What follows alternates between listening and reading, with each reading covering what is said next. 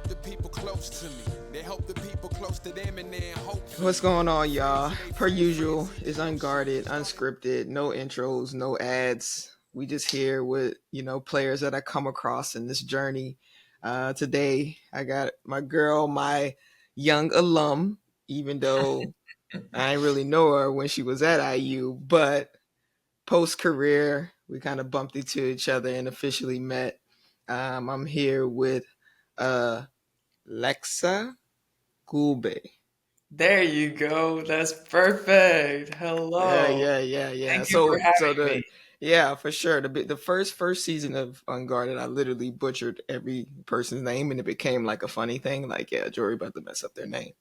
But now I just make sure I ask first. But we got international people that we're talking to here, so obviously For it's a sure. difficult It's one like for a me. different pronunciation every single time, no? Yeah, but no, thank you for hopping on. It's I had to catch you 7 a.m. here, so tell the people excuse the Crazy, froggy crazy. voice, but it's all right. That's what commitment looks like. Definitely, definitely, no 5 a.m.s no more. We No, ain't in no, no. college, but 7 a.m.s it's just 2 hours later. Yeah, So that's pretty all right. so what's new with you? I know you said you were doing a little bit working out with 3x3. What's the last couple months postseason been like for you Yeah. abroad? Well, so we were done with our season around. Oh, I'm gonna give you a date. April 27th. We went to 5 games in the final. Uh, Lost in the last game. It was the series was tied 2-2. But yeah, great experience in Hungary. Something different from Spain, and yeah, met new people and all that. And now I'm back home. I've been home and working on my own thing, working on her take. Um, Actually, right after the season, I was like, for 3 weeks, I didn't touch a ball. I was just doing yoga and Pilates, doing like a hot girl summer type of thing. But Yeah. now we're back to basketball, and we had our we had our national team gathering for like 2 weeks, and we played 2 games against Czech Republic, which they Hmm. start the European Championship now, and now just to get some cardio and playing going, 3x3 is the way. Hey, once when as the ages get up, though, that 3 weeks breaks turns into like a month and a half. It's just like, yeah, your body needs a whole break, mental break, spiritual break For to sure. kind of like fall in love with it again. It doesn't take too long because real hoopers usually get the itch, Yeah, but it's yeah, good. It's good to disconnect. I think it's healthy. and definitely necessary. Getting to do what you can do during the season. Yes, yes, That's important. and when you're playing Euro Cup and the local league wherever you are is it's not much time to do anything.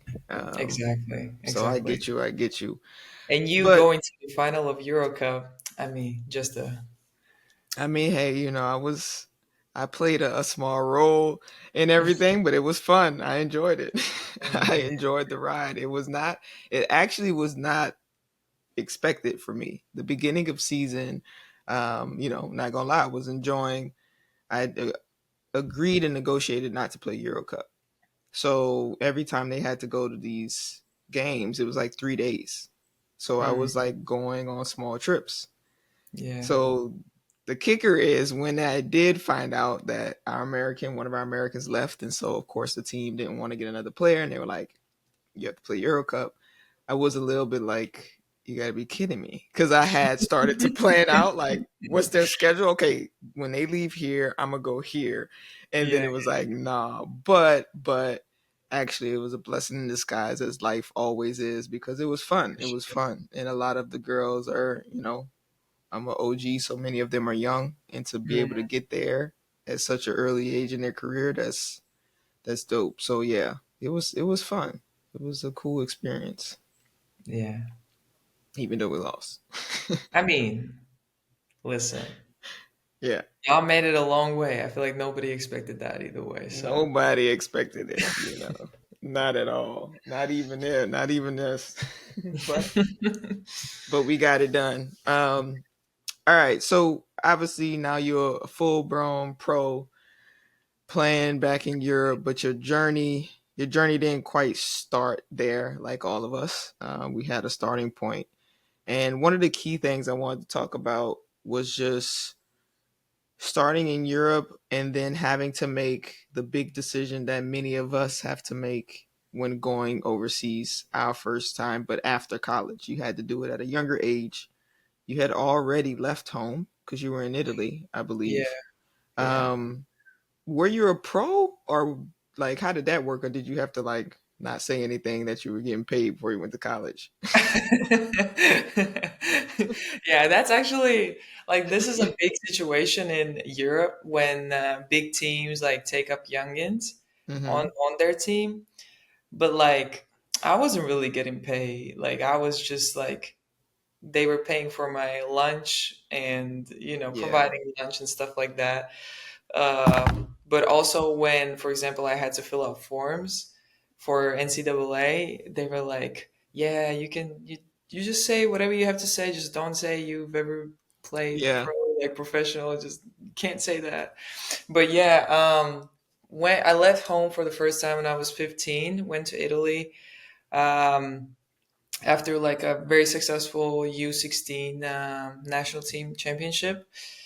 I was in Italy for 2 years. On my second year, they uh, gave me a contract. They were like, "Do you want to stay here for 4 years?" Mm-hmm. And I was like, and I've had that dream of going to America since I was, I don't know, like 9 or 10, because my dad had some of his players going to States and like getting free education and stuff like that. And I just kind of had it at the back of my head for the longest time. And I was like, listen, this doesn't really feel right. So I didn't sign the contract. I came back home for the last year of high school. And, people were recruiting me already, but it's always like I feel like for Europeans is different. I Mm-hmm. don't know how it is now, but like I know that in America, like when you're a big time recruit, like you're getting all these letters and phone calls and all that and Yeah. crazy attention. Uh, Not gonna lie, there was a moment in my senior year of high school where I was overwhelmed, but I didn't have that much attention. Like I get a couple letters here and there, and also I had a situation where I couldn't play um, because of issues of my like what it is, like a Visa car, or not your visa. green card? No, no, no, no. Like when I came back from Italy, like the club didn't let me go right away, so I couldn't Oh yeah, play. your transfer. So Yeah, they like the need to transfer thing. release you. Whew, that was a journey, but that's a story for another time. And but yeah, and so when I was with the Riga team, when they were going for Euro Cup games, I was going on visits, you know. So just like you, You look. were going from to America to go do visits. Yeah, from That's Riga a to yeah. So I went 2 times. One time I visited Colorado State, and then the second one was Indiana. And after that, I was pretty much committed. I mean, Indiana, Colorado State campuses. You know, the limestone and all of that. IU. I mean, of course, of course. I mean, I was blown away, you know. And yeah, I mean, and I think in November I signed the letter of intent. That's what it's called. Yeah, Yeah. And so basically I committed and the rest is history. Like, yeah, my parents were all about it because I think I was making the decisions at that point. Like they were, of course, they were there to support me and they were there to help me do the pros and cons list. yeah, But pretty much that was my decision, and I was set of on going to states. yeah. Your parents. You said your dad helped players before. Um. He was a coach. He was a Okay. coach. So, and he actually did a couple of tours of gather, like he gathered a team and they went to the Yeah, States. So he had some people there that could kind of like help him out with his players to get schools and stuff yeah. like that. Okay. But And yeah, what I guess from his experience, what what were some of the key things he tried to prepare you for, or was it still kind of a, even though he had been there, had connections, was it still a process that was really like we're not sure how things go, um, or did he have a lot of advice and guidance for you to make that decision? no, we didn't really know. We Yeah. didn't really know. We didn't really know because I remember when we went on a visit, and the coaches were like, "Yeah, we're Power Five, we're Power Five," and I'm like, "What is Power Power Five?" five. I have no clue. Like their biggest selling point, I was like, "Yeah, we're Power Five. We have all this and that." I'm like, I have no clue. What are you talking about? Yeah, yeah. Because for us as Europeans, there's like we don't have as much information about the Hmm. NCAA and just conferences and what does it mean to be in the Power Five or like what is it, the middle? What is it called? What you mean? Oh, Like, like mid major or low yeah, major. mid major. Yeah, What does that yeah. even mean? You know? Right. So that's also what us with her take, like we're trying to bring more information, and we're Yeah, even learning right now, like on our way. You it's know? a lot, and now you have the NIL landscape, which is totally different. Exactly. It's Um, but for culturally, when you went, yeah. what were your expectations, and what were some of like the hard realities once you got to the Um, US and you were officially like, okay, I'm here, I'm not visiting, I'm like about to do this thing. well, yeah, I guess just like, the physical part of it, because I think I did have like a big reality check because when you're a youngin, you're talented youngin in Europe, like everybody wants you, everybody want to sign you, and like, yeah, I thought I was working hard there. Hmm. I was doing extra workouts. I was lifting extra. I was doing all these extra things. I was like, yeah, I'm doing this thing. And then you go to States, and my first workout, I'm like, whoa. Like, I had to tell the coach, I was like, listen, I need a break. And she was like, what break? No, like, we're keep going. Like, what do you mean? And also, but like, the first thing was that my like national team was ended pretty late, so Hmm. I missed the freshman orientation, Oh, okay. and I literally arrived the day before they had to run a mile. At the beginning of the every preseason, they had Yeah. to run a mile. I mean, as everybody, I feel like, and they were like, okay, like they gave me a break. They were like, okay, you will not have to do this. Um, but I saw them running and like crazy, and like one of the girls peed herself. I'm like, what is this? Yeah, I was like, college workouts are a different beast. I mean, I didn't go across the water, but even me when I got to college at IU, I was like, this is torture. I mean, you just were tired. My freshman year, like we at would go all from morning times. workouts to class. It was just it was brutal, like you was just in shock. Your body was just like, what is going on here? I came to play basketball, but I feel like I'm going through boot camp. Exactly, exactly. So that's the thing, like freshmen, like the reality check from going from high school basketball Hmm. and then coming over, and then just all the food. I was overwhelmed by food, and having the little swipes, and you can eat for free whenever you want, and that's for That's me, it's like dangerous. that's really I dangerous. gained like 30 pounds freshman year. Yeah, I think so. Yeah, I was like, my cheeks were crazy. I was, ugh. Coach was Yeah. like, when I came back for sophomore year, coach was like, so every month you're going to the nutritionist. I'm like, okay. Yeah, it's brutal. It's brutal, but it's fun. It's fun. College days were fun, It's, man. It yeah. was a good vibe, especially on IU campus. Um, to get to college though, did you have someone someone in between? Did you use one of the recruiting services, or did you just kind of the schools were reaching out to you directly? I have to say that thank God to national team exposure. Um, a lot of schools just reached out to me on Facebook or like they got my email from somewhere. I didn't use any like extra services, Yeah, but I know that there's this guy who's called Blue Star Europe, and yeah, like he's yeah. making a list, and I guess he's sending the list out, and They maybe that sell was the list. he's selling the list. Yes, yes, yes. Sorry, sorry, sorry. He's selling the list for a lot of money.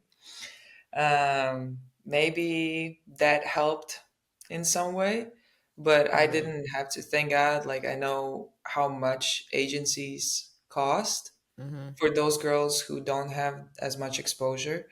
So thank God for the national team that I had enough exposure to connect with the universities. Yeah.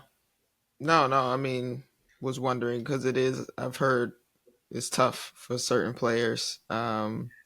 And then yeah, Blue Star. I used to work for Blue Star, so Oh, the okay, guy Blue Star Europe, he works underneath Chris Minning and the real owners of the Blue Star whole okay, cooperation.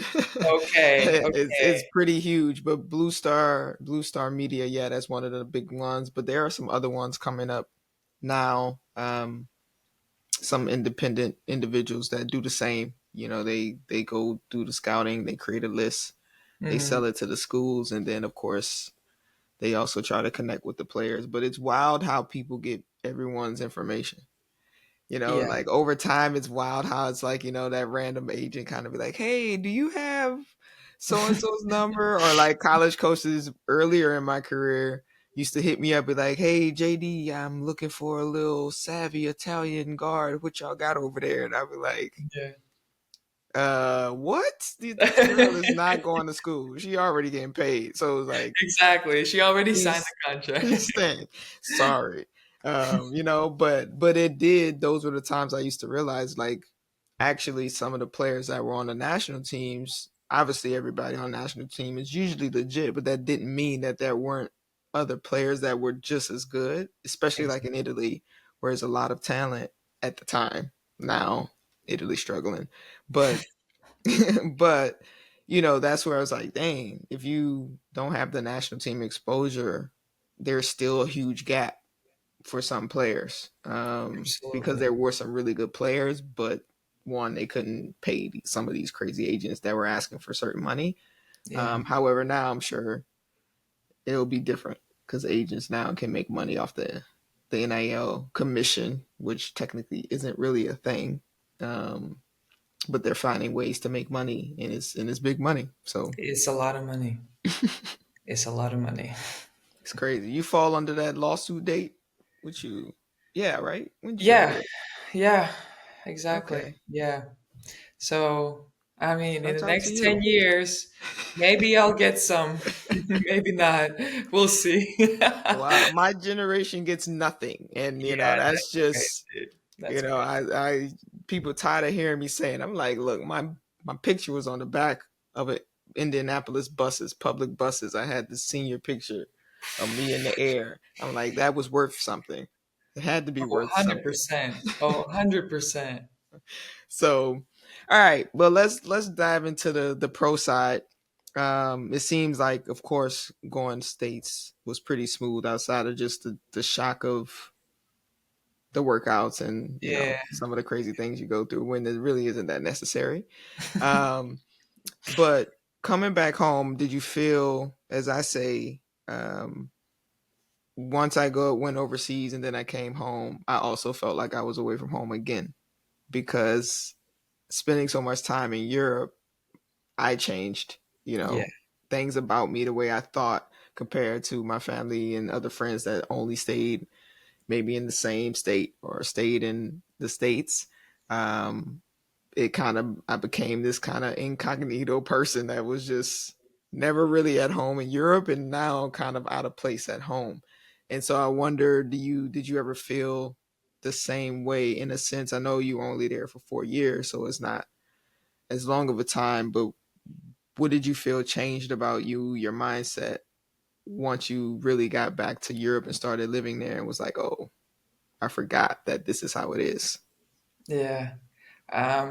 It's funny you say that because I feel like everybody like who's played overseas or in America like says that first of all like your mindset changed because for example for me just like adjusting to the workouts, adjusting to all the workload you have to do, and then also a different culture, right? And just kind of that mentality of work. Mm-hmm. It's crazy, and I do remember when I listened to my mom saying that every single time I come back, I'm a completely different person, and that's crazy. That's a That's good insight, actually. Yeah.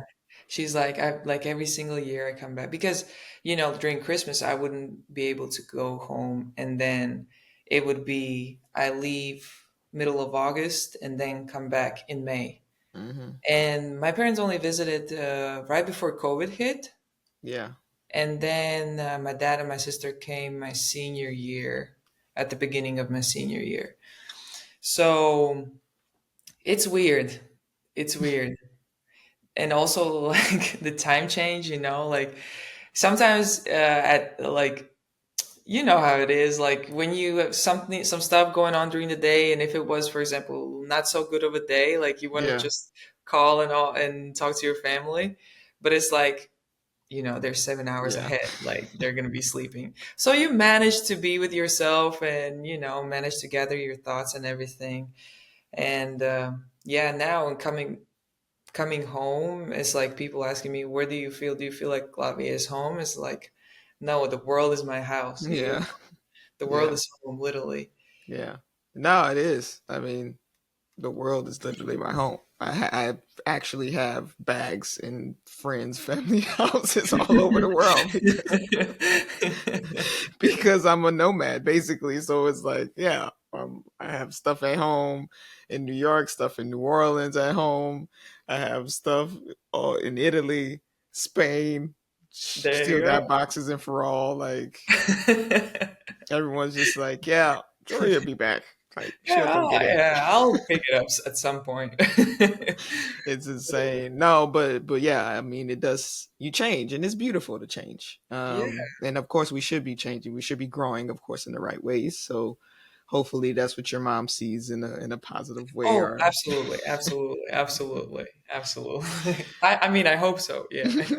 yeah. You can ask her, call me later and tell me what she says. Yeah. Um so again, obviously this time around you decided to have an agent. Of course we always got to bring the agent topic up on the Weave Off podcast. Hmm. um One, how did you approach that decision, and then what were some of the key things that you learned after making that decision that made you to switch and go a different direction as far as who you worked with to really represent the rest of your career? Yeah. Um, yeah, good question. Because my senior year, I started getting contacted by agents. Um, there were two Americans, one Latvian, and then I think two Serbian guys and an Italian guy, and Yeah, that's that one Italian guy. I that mean, one he was Italian he was just guy. We both know who he is. But yeah, I mean, it was kind of like overwhelming because it's like, who do I choose? I don't know who I choose, Mhm. and then what is the right way to choose an agent? Like, what do I have to look at? And you and what like how many players does he already have? Will he have time for me? Hmm. And all these things, like, I don't know how to look at it, and that's like what my dad also, like, he told me, like, just you gotta be with good people. But then again, like, when how business is, like, Right. sometimes like recruiting people and saying what they kind of want to hear and stuff like Yeah. that, like, Which they all say that what you want to yeah, hear. exactly. Yeah. And so then you have to, you know turn on your critical thinking and see how the life really is. But I was really close to, yeah, towards the end, I was really close to signing with the Latvian guy, and I didn't. And then I literally had just finished my college career, Hmm. just played the last game against UConn. We lost. Shocker. Hey, And that's a good way. Yeah, my last game we lost against UConn. I mean, yeah, that's a good way to go out. yeah, exactly. In Sweet 16, you Yeah. know, can't win them all. Anyway, and then I remember the next morning I was on the phone for like, I don't know, like 2, 3 hours, just talking to the one, talking to the other one, and it was between two Americans, and I ended up going with the what is it with Mike. Hmm. Yeah, and which he's good people, and I had like good conversations with him and all that, and that's also I started out in Salamanca, which maybe now looking back and how my career is going, and like feelings as a player when playing, maybe not, it was not the best choice to do, but again, like, nobody ever knows. Hmm. Nobody knows, right? Right. Sometimes things just click, sometimes it don't. But, like, starting at such a high level is also like I learned so much from the people around me. So that was another good thing. Right.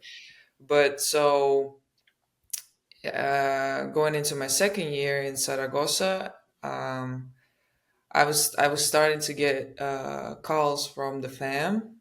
I know it's like not the best way, the cleanest way, how, sometimes people say, going behind the other agent's back and all that. But I know a person who's working with the agency Hmm. as well, who's Latvian. And yeah, and they were kind of starting to recruit me again and all that. And, for me, when choosing an agent at first, like, of course, like, we're looking at the, what are the things that I said before. And also, I did want to have a shot on the W. Right. So that was why, for example, I didn't sign with a Latvian guy. Yeah. I wasn't really, confident that he would give me that chance. But then again, the W came back in the picture, like in the second year of being pro, and so yeah, I switched agents, and I don't know. So far, so good. I have no complaints, and we're Yeah. working, we're doing, and Hey, you never know. With agents, is something that is just like you said. They tell you what you want to hear, and then the real part is the strategy. I think if anything, the key things that I say is to try to ask them as early as possible what's their strategy for your career, and if they can't really answer it, or they give like some bull generic like, yeah, we're gonna get you here, here, here, and it sounds in that way, then usually it's kind of a little red flag. So it's really trying to find ways to ask them hard ass questions and see how yeah, they respond, and ask too many questions, and if they get agitated, that's a red flag. Usually you could get them to a point where if they really do want to represent you, or if they just try to like, come on, sign with me so I can keep doing my system and my business. But the agent role is huge. I mean, it literally, I've seen some players that were talented and with the wrong agent, of course, American more so. exactly. the blessing you're European, so you got a little leverage point in the Yeah. overseas market. But Americans, like, one bad agent, one bad team to start your career, especially as a guard, you're donezo. And I've seen it over and over again happen. And it's sad because some of them are really good, but Yeah. they And it's just, crazy about like the connections. Sometimes politics play part. yeah, Um, but yeah, it's sad to see because you don't really know until you know. yeah, yeah. And no, so that's one of the things. I mean, for you, looking back, what's one hard question, or what's something you feel now is like a thing you tell players to make sure you ask? um, just, I mean, it's hard, but probably, how do you see me, contributing right away? Do you see me contributing to the team right away? Because, okay, maybe sometimes the money looks good, but if you're not playing, that's an issue because you get Hmm. better by playing, right? Right, And sitting on the bench is not.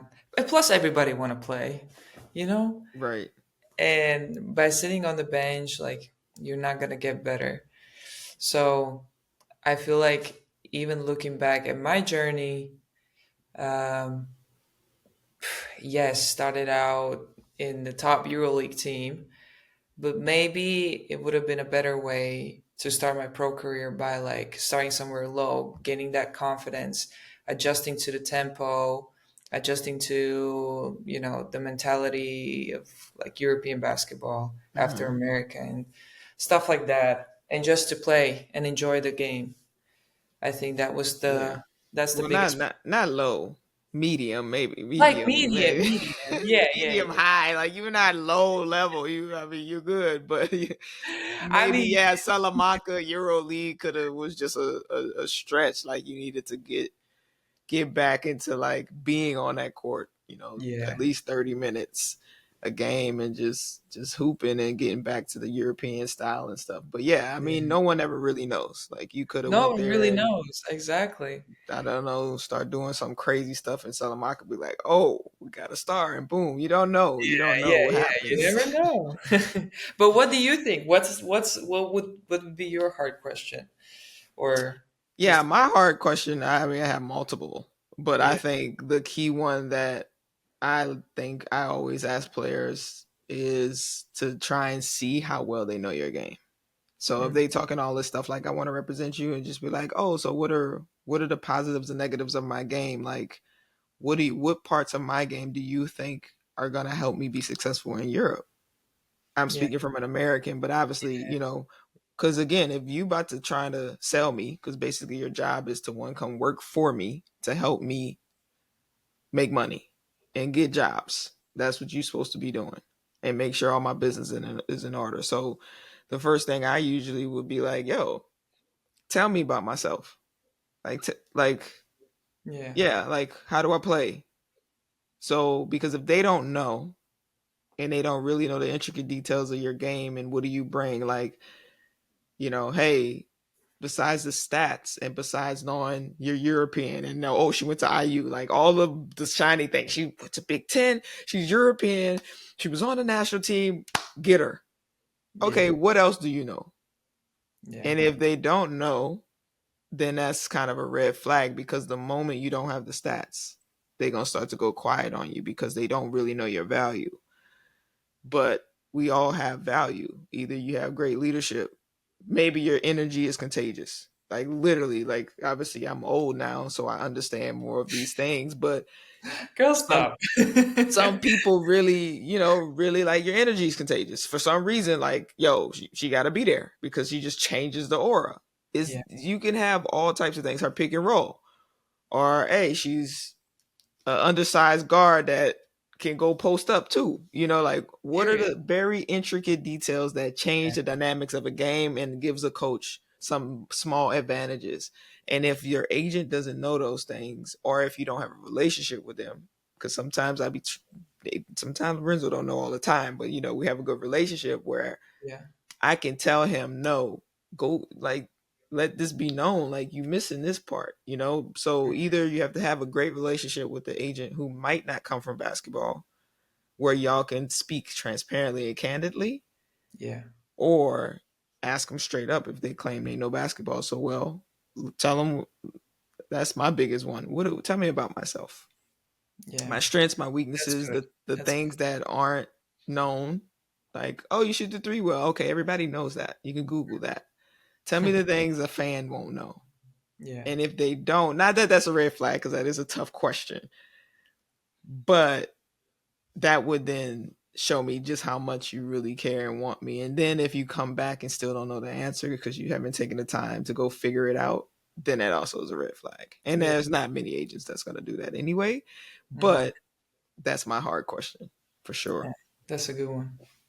Um, Now that the NIL, knowing that, okay, you've been in Europe, now you're back with all these Europeans, young Europeans. We'll talk about your company in a little bit. Mhm. And now with NIL, a lot of the young talent, I think they talked about Real Madrid closed their academy down, just because they're losing all their talent.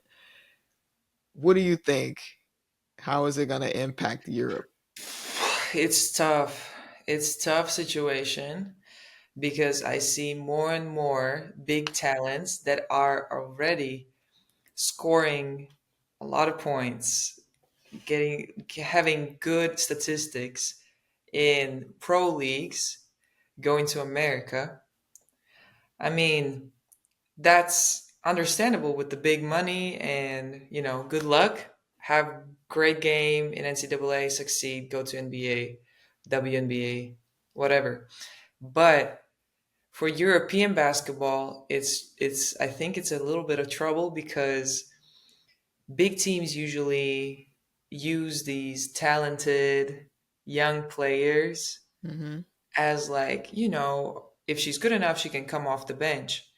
And And they don't have to pay them as much because they're young. exactly, exactly. And she can still contribute and she's going to be 100% in and she's going to want to, practice and play with the big team and all that. And all I have to do is provide her lunch, for example, right?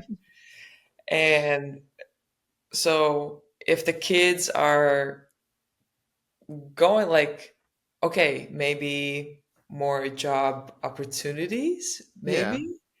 Well, for But y'all, for Europeans.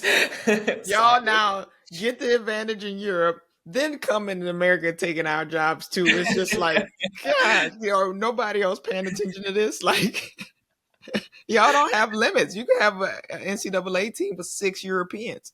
Literally. Even WNBA, there's no limits. Now, I don't think there's a team with like a large number of Europeans right now, but the same. I'm like, can we change the rules already? Yeah. Because if the rules change, shoot, I probably could play like 5 more years. Man. Yeah. No, it's crazy. It's crazy. Um, and with the NIL, I think it's going to be interesting how the basketball changes in the next couple years. Yeah. Do you think? I hope, but do you think it's gonna push FIBA and different federations to like start maybe trying to find more money and maybe trying to improve the situations they have in Europe? I mean, all around, just from the amount of money, the living conditions, what they offer now to players. Like, do you think they're gonna They try to have to. change it? They have to. And I also think, I mean, yes, the NIL just started and it's like, boom, people are getting crazy money. But also from the NCAA standpoint, I think there will be some rule change now because it's kind of like with all the money, the NIL, the revenue sharing, and without, you can transfer without sitting out. Like, it's kind of like losing the commitment, the sense of commitment, I think, for one school. Mm-hmm. Yeah, Uh, it's like pro sports now. yeah, it's literally pro. It's literally pro, getting paid as none of the pros. You So, getting paid better than the pros, and you're not even pro. It's just Exactly. insane. And I mean, again, for a European that's young, there's no way they would get that money. Some of them, what they're getting for NIL, they would never get that Yeah. And on then they're European done with team. their 4 years of oh, and I'm hearing that they're trying to push the eligibility to 5 years now. They might as well just make it Just eligibility make it free, like and I'm going back to as long as you can play. That's pro. If you can play and they want to hire you, yeah. sign me up. Which school? I'm back on the market. Send me my letters to my house. Who wants you? Literally, literally. Yeah, no, I mean I've always said more so for women. You know how they have the TBT. Have you ever heard of that tournament they do in the summers, where it's all these guys? They create these teams, and usually it's guys from like IU, Notre Dame, Duke, UConn that still play overseas and stuff, and they come and make teams with their old alumni. It's called Oh, the TBT. It's okay. really cool. We don't have one for women, but it would be. I mean, it's fun because it's like your old new alum, old alum who still can hoop come together and make a team, and you play for $1 million. It's like the tournament, so it's like the sweet. It's the same as the tournament, but y'all make y'all teams. It's pretty Oh, that's cool. cool. That's cool. They should do a show around it because like all the stories and stuff. But anyway, I always say for women, they always say they leave colleges and go to W and they lose all the fans, and I'm like, the college sector for women specifically should kind of mirror European. They should make it like the college is kind of your academy starting section, and then Yeah. have a pro team, and then make it where now your fans literally can go and see the college level, and then also shuffle them to the pro team, um, because the fans there, that's where the money is for Yeah. women specifically. The NCAA fan base, that's where the money is. The alumni, etc. The WNBA is getting out of hand. I mean, what do you think about the W right now? I think every time I turn the TV, somebody fighting. You're talking about the last night's game? Last night, then I saw some. I didn't know if it was AI.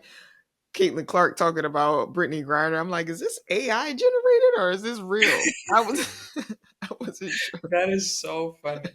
No, I think the CC effect is real. Um, but what about W? I mean, a lot more people are now paying more attention to W. I think about the two expansion teams. That's great. Mm-hmm. That's great. And I haven't really been tuned in, to be honest. I just don't watch basketball as much, but Yeah. I just watch the highlights usually. But just the fact that I hear more about it, just the Right. fact that I hear, for example, ignorant men knowing more about the W around, like that's success. Not that that's what our goal is, but that's It still is. Bad success. publicity is good publicity, as they say. So Nah, at if least they some talking, publicity. yeah. But I think there is a wave of women's basketball, kind of like, yeah, the wave of women's basketball that started, with Caitlin Clark being in the NCAA, and now just like it's kind of like a boom. It's definitely booming, and definitely more. I feel like more businesses are more attracted in investing Hmm.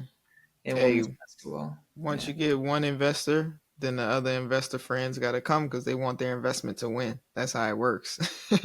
So exactly. now it's like, well, we invested. We have to find ways and pull resources to get this thing to work. And once that happens, it's over with. It becomes the monster. But um, what do you see changing in, again, with her take, your company, and being around younger athletes? Of course, still playing pro, you're always around some younger, talented Europeans. Yeah. Um, is it becoming more of a dream for them now? Like, I want to make it to the W, or is it the dream is still I want to make it to EuroLeague? Uh, it's an interesting situation because I feel like a lot of girls are, they feel like it's not as reachable, just Mm, like the confidence. And sometimes when I talk to them, I feel like they have the spark in there. Of course, there are some individuals who are like, yeah, I'm going to play in the W, yeah. but it's not a lot of them. And some girls are saying, yeah, like I would want to play in America at one point. But, and I think, and there are a couple who say, yeah, I just want to stay in Europe and I want to study, in university. I don't want to go leave home. And either way, it's fine. Because I also know that in my age, like, okay, I went to America, a couple others went to America, but like there are 4 or 5 pretty good players Hmm. who didn't go, started playing in Europe, and they're now in the W, worked their way Yeah. up to W. So I think nobody really says, "Oh, I want to play in EuroLeague," but it's just kind of like, yeah, I want to study and then see where I go, or Yeah, like, they don't really, they're undecided. yeah, yeah, yeah. Yeah. Nah, I get it. I mean, it's, you don't know. I mean, truthfully, I mean, I was again older, so the W was like kind of new.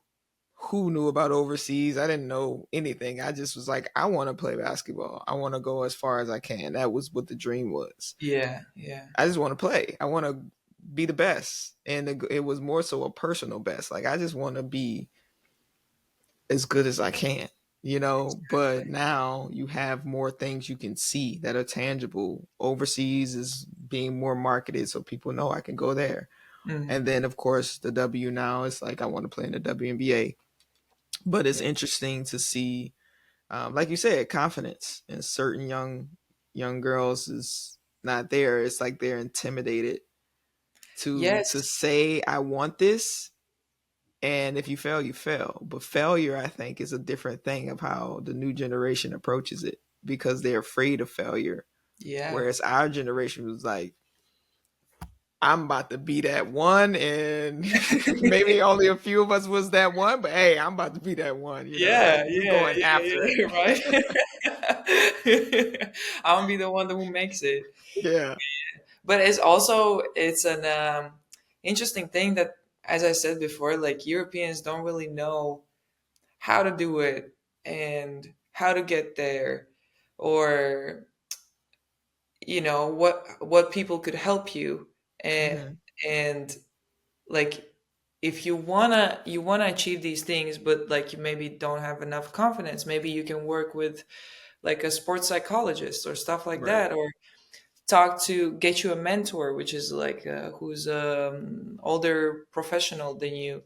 And it's just like in her take, in our platform team, like a lot of girls, we we want them to initiate the contact, because that's already like the first step of acknowledging, okay, I want this, and then say it out loud. And Yeah. then we come in and we could be like, okay, you want this, you want that. How are we going to do this? How are we going to do that? And yeah, and then we can go from there. But it's Yeah. like the information is like, we don't have enough information to provide, which, Right. that's, Because you can't help anyone who doesn't want to help themselves. So it's true. You know, like I have friends with some that coach high school. Now their players have finished college, and my friends are like, "Hey, Jory, so and so, whatever the person my name might be, wants to yeah, go play overseas. Da da da da. Here's her number." I was like, "No, I'm not calling her. If exactly. she wants to talk to me, she can call me. Everybody knows they can have my number. That's that. Because now it's like, if you don't want it for yourself, regardless of if I whatever I tell you, whatever agent you, whichever one you go with, you gonna get eaten alive if you're not Exactly. paying attention Exactly. to your own business. enough to make a call if you feel like you don't know what to do. So Yeah. it's yeah, that's true. So tell me a little bit about her take and the goal. I mean, I already kind of know, but we could talk about it. Yeah. Yeah. So her take, female basketball community. Um, that's like our social part of the company. We want to bring all female athletes together. Mostly right now we're focusing on basketball, but getting live interviews from different sports as well. Hmm. Um, we want to show how much sports can bring into your life. First of all, personal development, right? Hmm. Second of all, connections all over the world. Yeah. And then if you want it, you can go and have get education for free, Yeah. you know? And so that's kind of like the social part. We do events, we have Instagram lives, we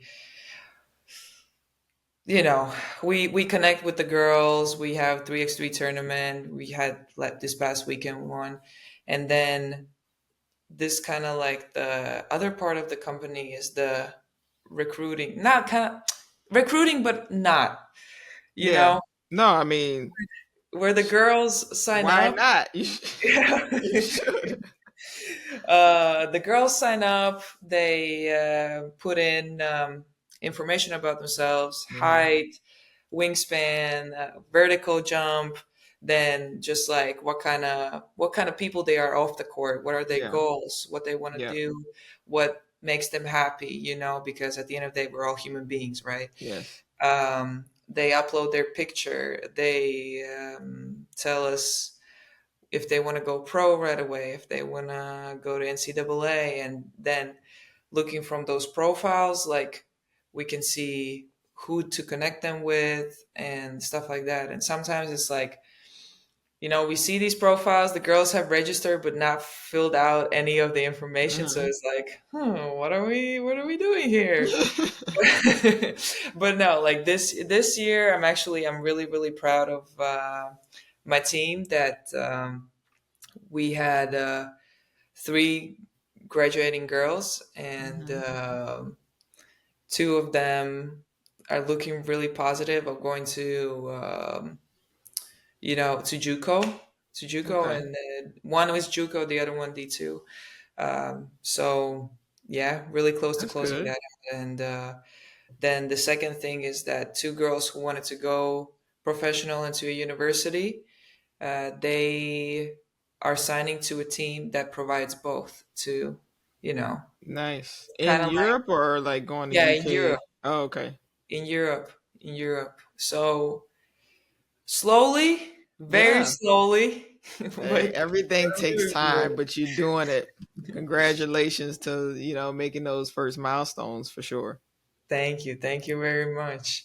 Hey, and you inspire me. I love when we talk. We have our little brainstorm and stuff like that. Hey, So it's so much room for innovation in this it space. really We is. need it because everything is still ran like old school sports business. Exactly.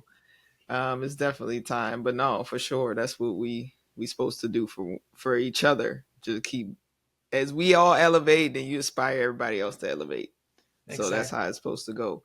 But yeah, congrats on the success. Congrats on starting your business while playing. Big advocate of that. It gives you more time. It lets you breathe. You don't have as much stress because you're still balancing both.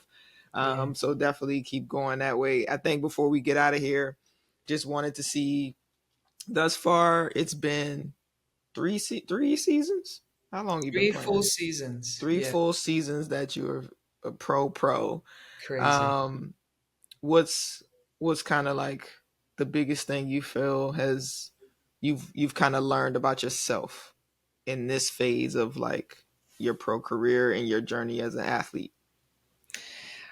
Um, what I learned about myself, I mean, I knew I was an overthinker, but this like be, like overthinking certain situations all times, even the situations that I have no control of. Mm-hmm. Like, I overthink about it and I stress about it. And I think in my last year of this previous year, I think that was the biggest school for me, which Mm-hmm. I'm super grateful of.